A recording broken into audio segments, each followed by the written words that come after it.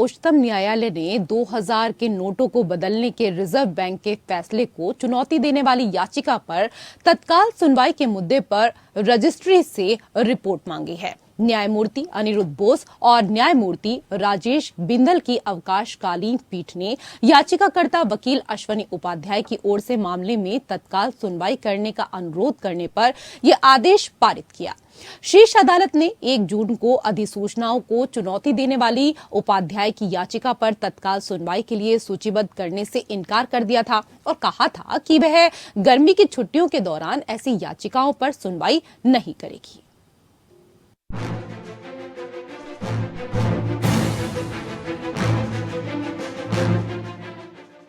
Supreme court की justice Aniruddha Bose और justice Rajesh Bindal की अवकाश पीठ ने सुप्रीम कोर्ट रजिस्ट्री से भारतीय रिजर्व बैंक और स्टेट बैंक ऑफ इंडिया की अधिसूचनाओं के खिलाफ एडवोकेट अश्वनी उपाध्याय की याचिका के अंतिम उल्लेख पर रिपोर्ट मांगी है।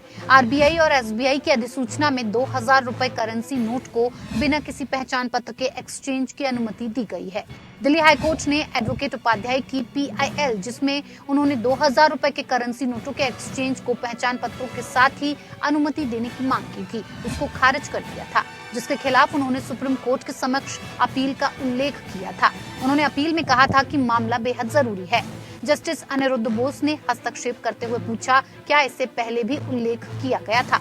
इस पर उपाध्याय ने जवाब दिया, हाँ, लेकिन उस समय बहुत खामियां थी, हमने अब खामियां दूर कर दी हैं। उपाध्याय ने सुप्रीम कोर्ट की अवकाश पीठ के समक्ष 1 जून 2023 को इसी मामले का उल्लेख किया था। उस बेंच में जस्टिस सुधांशु धूलिया और जस्टिस केवी विश्वनाथन शामिल थे। पीठ ने ये कहते हुए उल्लेख पर विचार करने से इनकार कर दिया था कि वो छुट्टियों के दरमियान ऐसे मामलों पर विचार नहीं करेगी और उपाध्याय को गर्मी की छुट्टियों के बाद मामले का उल्लेख करने की अनुमति दी थी। आज उपाध्याय की प्रस्तुतियों पर जस्टिस राजेश बिंदल ने टिप्पणी की।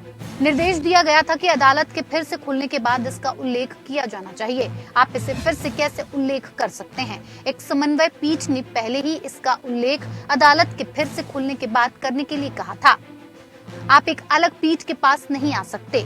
उपाध्याय ने मामले की तत्कालिकता पर अपनी दलीलें जारी रखी और कहा, उपाध्याय ने कहा, ये मुद्दा बहुत महत्वपूर्ण है क्योंकि माओवादी, आतंकवादी और अलगाववादी धन का आदान प्रदान कर रहे हैं और मीडिया में ऐसी खबरें हैं कि 80,000 करोड़ रुपए के नोट बदले गए हैं। पीठ ने कहा, हम मीडिया में आई खबरों पर गौर नहीं कर सकते। आप शुक्रवार को मामले का उल्लेख करें, इस बीच हमें रजिस्ट्री रिपोर्ट देखने दीजिए।